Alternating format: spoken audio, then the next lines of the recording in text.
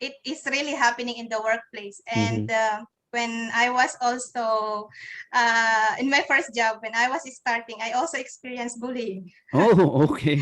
That's that's it. Okay. So So that led you to the I, to the I also center. Okay. So please, if it's okay to no, share, no, you don't have to it name the company or whatever.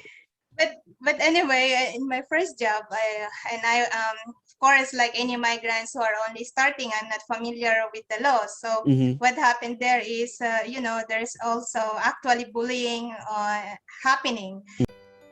Every year, thousands of people migrate to other countries in search for a better life. Each one with a story to tell of courage and determination. Adjusting to a new country is not that easy. Here at Migrant Tribe, we honor you. So join us as we share our stories from our journey down under. Hello, everyone. Welcome to the Migrant Tribe Stories from Our Journey Down Under, episode 38. This is Joseph. Together with me are the other members of the tribe. There's a Jasmine. Hi, Jasmine. How you doing? There is a Jasmine. Hello. How are Hello, you? there she is. There's a Joey. Hey, Joey. Where are you? Hello, everyone. Okay. And then, of course, we also have a John. Hi, John. How you doing? And hello, how are we? Okay, good. Nice to see you all. Okay, so today we'll be focusing on an organization that helps out migrants in the workplace. So it's called the Migrant Workers Centre. So we have the representative from that organization with us tonight. A big migrant tribe. Welcome to Florence Datu. Hi, Florence. How you doing? Hi everyone. Good evening. I'm good. Thank you. I hope you are all doing well. Yes, we are. Yes, we are. Thank you. Thank you for taking time off, being with us. So, maybe not too many people are familiar with the Migrant Workers Center. So, please give us a brief background on the organization, a short history, and what exactly does the Migrant Workers Center do to help out fellow migrants? So the Migrant Workers Center, they started, I think, about 2018. And the main objective is to empower migrant workers in Victoria to understand their rights, enforce them in the workplaces, and also to connect with other migrant workers. So in short, they provide education for workers about issues regarding workplace safety and their rights at work. Mm-hmm. And of course, they also assist workers to address problems that they encounter at their workplaces. And then they also collaborate with community partners to organize events and grassroots campaigns. This is very important, focusing on workplace rights for migrants. And there's also the about the language barriers. So we try to bridge that because we found out that migrant workers have limited access to workers' information in their own language. So yeah, and it's not even their 2 years before, and they have already recovered around $1 million stolen wages from unpaid superannuation and other unpaid work practices as well in the workplace. So yeah, I'm very proud that I am the multicultural safety ambassador with the Migrant Workers Centre. Oh, okay. So what got you involved with the cause? So what attracted you to join the organization, to be part of it? Because my passion really is about workplace health and safety. Yep. So I get involved with Migrant Workers Centre when I applied as their multicultural safety ambassador, because at that time there has been a study showing that migrant workers face many barriers at work. So like limited access to adequate in language resources. They also have misconceptions about their workplace rights, and of course the fear of taking action, because as migrant with temporary visas, Sometimes you will be threatened with deportation. Of course, And yes. of course, also a lack of information about what are free services that are available to them, or how are they going to get help when they encountered workplace issues. So in response to that study, the Migrant Workers Centre established the Multicultural Safety Ambassador programs in 2019. So it was funded by the Victorian state government Mhm. to help migrant communities to basically understand and exercise their workplace safety rights. So that's where I am part with in that program as a multicultural safety ambassador. Okay. Wow. Wow. Is there, let's say, an unforgettable case that you actually handled recently? There is a lot of case, and to be honest, it's all of them for me are unforgettable. But maybe the situation that strikes me most was when the pandemic started. Yep. So I am already as well an active volunteer of Migrant Workers Solidarity Network at that time. Mhm. And due to COVID, we all know that there's a lot of temporary visa workers and international students that have suffered. Mhm. And when we are doing the phone banking, sorry, I'm still a bit I'm That's good. still a bit emotional because there was someone in regional Victoria who have lost his job, and he only have $60 left in his account. So there was no help available for them at that time. So I can feel that he was really hopeless Mhm. on the situation. And even when Scott Morrison told them to go back to their country if they can sustain themselves, he can also go back to his country because the borders are closed. Yep.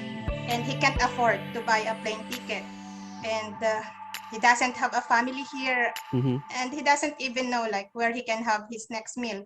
So it's a very emotional thing to hear from someone, and you wish you can really help them, and but you can only do your best as well. So yeah, what happened is we connect them to the where he can actually get a relief, food relief, and other services as well that can help him. And because of that, I joined a lot of campaigns, petition, so that the temporary visa holders will also have some sort of help that they can find. And yeah, that's about when they also because of lobbying and advocacies like that, they have before the emergency relief if you are a temporary visa holders, and yeah, if you are into a very dire situation, at least the requirements that are needed is not unlike the other relief grant, like the international student relief grant at the time. So yeah, those those are the advocacies that I have been also doing with them. And yeah, about a workplace case we have recently, I just don't want to discuss it right now because it's still ongoing. But what I can say is this is not only in the Filipino community, this is happening in all migrant communities. And we always found out that if the employer can really take advantage of you, they will in every corner. So there are a group of 8 people who have issues with wage theft, and they are 457 visa holders. And there's also the case about unfair dismissal. So the unfair dismissal case, we already settled that one, and it's good. So we are doing building up the case for the wage theft for the 8 Filipino nationals involved. Yeah. Okay. So I know we hear it in the news, look how some of these employers would take advantage, mostly foreign students, because they're the most vulnerable. They can only work 20 hours and they pretty much they take whatever work they're given. but my question is, isn't there already an existing law that covers all employees, or are those with short-term visa, are they not covered with these laws about, whenever their employees are not, fulfilling what they're supposed to do? They are actually covered. That's one of the misinformation. But of Okay. course, it really depend on their like work status. Mhm. Because if you are, for example, a full-time worker, you got most of the protection. And if you are a casual, then you are also covered, but there's less protection involved.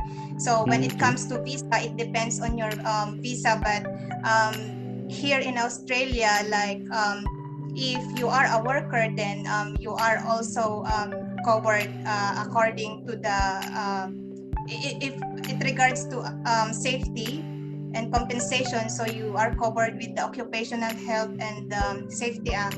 Yep. So yeah, it really depends upon upon the case or the situation. But yes, you are covered, and you definitely just know what agencies or what organizations, community organization you should go on to. Again, depending on your case. So for example, at Migrant Workers Centre, they are helping migrant workers who have issues about their wages, unfair dismissal, and other form of exploitation, workers exploitation. And the best thing is it's all for free, so you don't have to pay any money. Okay. Another, Okay. another question, probably. We both know that Jasmine and you actually work closely together on many projects. So probably just the question I think should come probably answered by Jasmine and you. What are you guys working on for the community? I Jasmine, think yeah. I've let that with Jasmine. Yeah, we thank you for that. We have a few projects lined up, awaiting the lockdown status. We have a big project upcoming. Hopefully, will materialize this December for our Wow. multicultural community. So I think we've started promoting it. We have a social organization, the Empowered Australian Multicultural Society teams. So Flo and I are co-founders as well, and we're working very hard on a lot of projects for multicultural to empower more Australians and especially migrants. And part of that, in relation to Flo's strength and advocacy, is to promote rights of workers, relations we're talking about, and also educate us like migrants in relation to our rights, what we can do, and the resources that's available for us. So, and I really want to commend Flo for her passion, for all these things, being a safety ambassador for our community, and being in Migrant Resource Center for representing our community, and many other. We've seen her in the commercial of WorkSafe, representing the Filipino Really? community. I haven't seen that yet. Okay. So she's Oh, she's there everywhere. promoting. Yeah, that's right. So well done. Okay. Thank you. Another question, Florence. So I guess part of your work also is to promote. So how do you promote the organization and your advocacy? Do you go to schools for the students, or do you go to the local Filipino communities? How do you do it? We actually foster partnerships with different migrant communities or community organizations. So me as a multicultural safety ambassador, I also try to reach out to my own Filipino community. So what happened is other communities as well are booking with their information sessions with the Migrant Workers Centre because it's free. So sometimes I was I am also asked as one of their multicultural safety ambassadors to deliver the session with other communities. And then I said, okay, so if I am doing this to other communities, then I might as well start to reach out for my Filipino community. So I started reaching out first with our Philippine Consulate General in Melbourne. Yep. And then so that's how I do it, and also other community organizations as well, the Pinoys in Melbourne, and FASCO. Recently we also have FASCO. And then when we are going to promote these sessions or just to create awareness on these issues, so I also collaborate with the Good Vibes Filipinas, other medias, SBS Filipino, Philippine Times, and also Tribe. like what we are doing now, like the Migrant Tribe now. Yep. So yes, it's that's how we reach the community, aside from our partners like support networks. So yeah, it's not all like a one-man effort. I think it's a team effort, and I'm just glad, like, because there are also community organizations within our Filipino community who are really open, and who also wants to support the cause, because they see the importance of these projects as well to the community. And the thing is, what happened is, this is not really a good news, but the thing is, we are getting a lot of cases happening within the Filipino community about workers exploitation. So I think because it's rampant, so I think it's better to prevent things from happening, rather than they were already put into this kind of situation. And if this is only like a case of like wage theft or something, then that would be fine. But what if they were injured at work? Then that's completely a different story. Like maybe they don't know that they are entitled to compensation, and then the employer wants to cover their back. So they tell, for example, the worker that, okay, you don't have any compensations, but because I'm a good employer, I'm going to send you to the for example, to the doctor, and I'm going to pay for your treatment or something like that. But the thing is, that is actually their obligation or their responsibility. And aside from that, so those kind of things, like to me, just like I've said, my passion is safety first. So yeah, I tried to focus on those issues. But if there are unsafe work practices, it also signals that there is actually an exploitation or violation of rights happening in there. So yeah. I have a question for Florence. Yes. I know that all of us have the same 24 hours a day, but it looks like you're carrying a lot of baskets and you're performing well. So what keeps you going? Maybe it's the thing is, I am happy with what I am doing, and of course because of the support as well of people, not only my family but other people, and also like you, like I think it's, and I am also inspired by what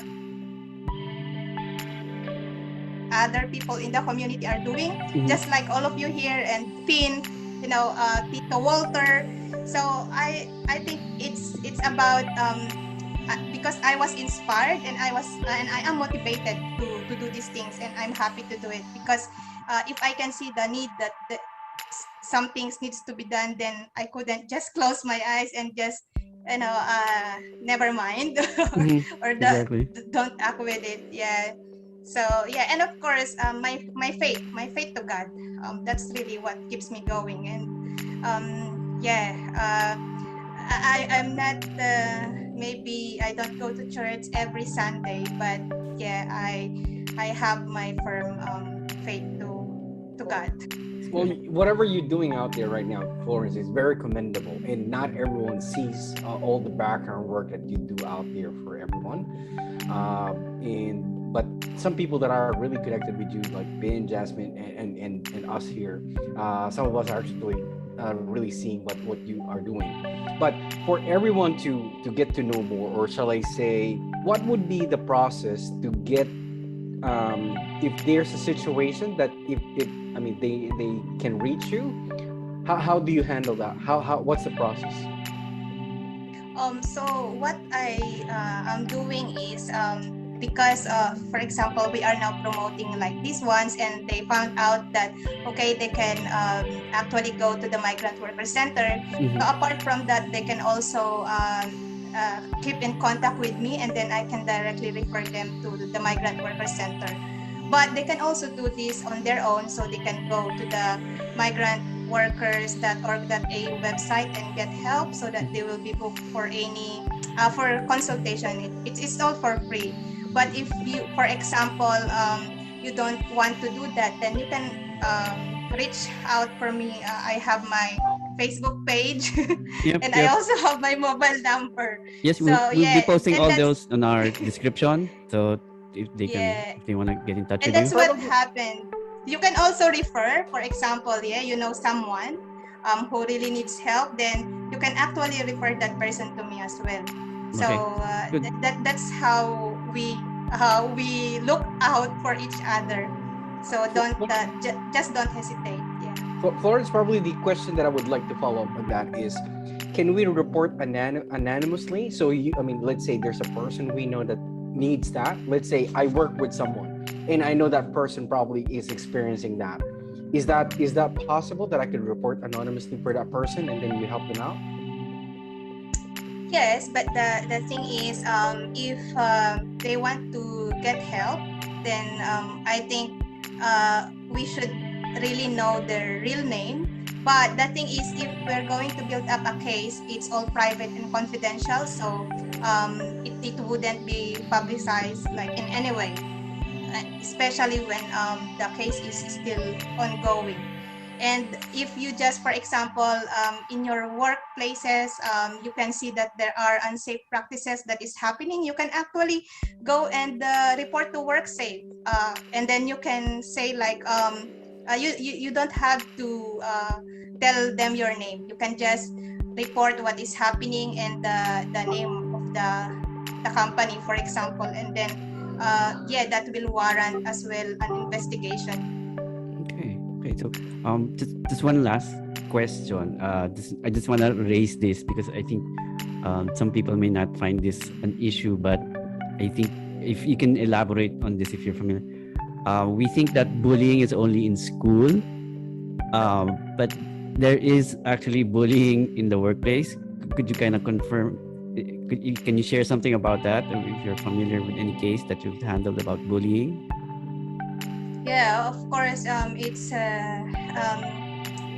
is really happening in the workplace. And when I was also in my first job, when I was starting, I also experienced bullying. Oh, okay. That's Okay. So that led you to the center. Okay. So please, if it's okay to share, you don't have to name the company or whatever. But anyway, in my first job, of course, like any migrants who are only starting, I'm not familiar with the law. So what happened there is, there's also actually bullying happening. And the thing is, at that, it's good that my job at that time is highly unionized, but at that time we don't have a health and safety representative just yet. So what happened? It was handled by the HR, and I do the self-management. It's just like I've said, it's good that you also have a strong faith to God, because whatever happens, you wouldn't be really so hopeless not to move on. So at that time, it's all self-management. And then years after that, it's good that we have elected a health and safety representative. So if there's a bullying happening in your workplace, if you have a health and safety representative or delegate, you should actually speak with them.